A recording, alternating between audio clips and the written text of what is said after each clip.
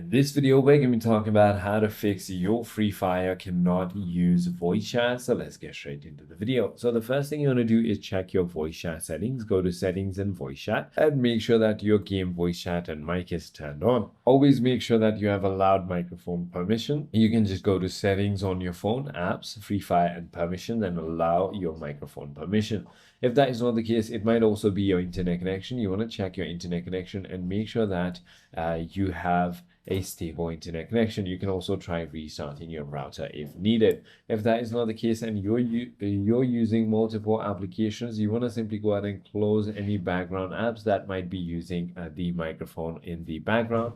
So if that is not the case, you want to simply go ahead and update your application to the latest version.